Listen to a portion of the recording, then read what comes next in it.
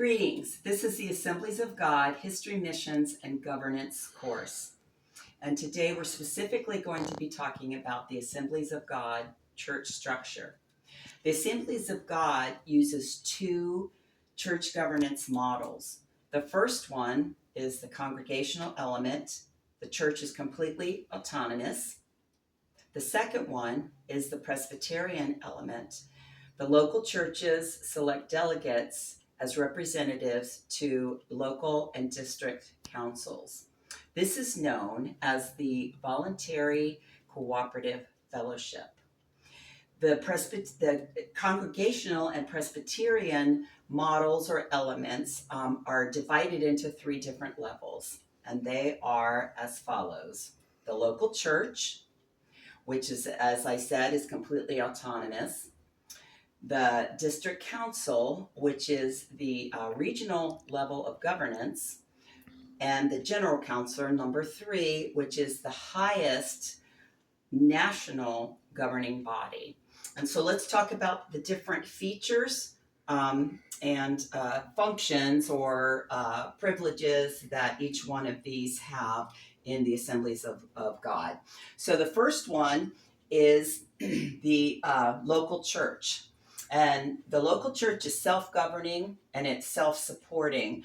That means that they can take care of their own financial needs and obligations and whatever they need to take care of financially, and support with other their ministers and pastors and such as that. Number 2, they can own and manage their own property. Number 3, they have the right to choose their own pastor, which means any type of ministers, the elders, deacons in the church, and so on. They can run local ministries, which is down here at the bottom, and then they also can maintain and their own membership roles as people come into the church and they desire to become members of that specific local body, then they can add them to their membership role. So that's number 1, the local church.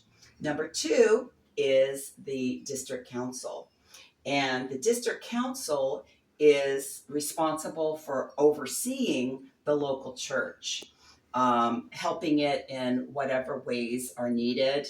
And that could mean financially if necessary, but spiritually and with business questions or something like that. There's a whole myriad of things that they could help the local church with. They also credential ministers in the district area, and they are involved in church planting. They will plant new churches and help with that. Maybe even acquire ministers from different churches or whoever feels that they have a call to start a new church. And then they also oversee missions in their local geographical areas. Number 3, but not the least, is the general council. And this functions as the highest policy-making and legislative governing body. They meet biannually to maintain doctrinal unity, which is the fundamental statements of truth.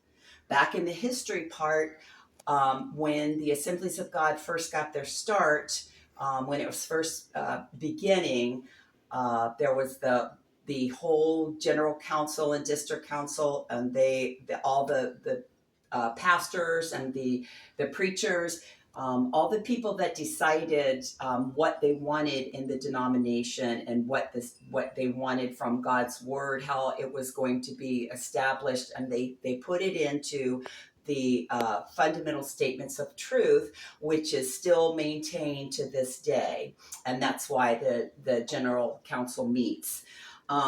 They also oversee missions, which is the last one here. They oversee missions both globally, nationally, and globally, And then when they meet for their for the biannual convention, the council can elect top denominational executives. So these are the three levels.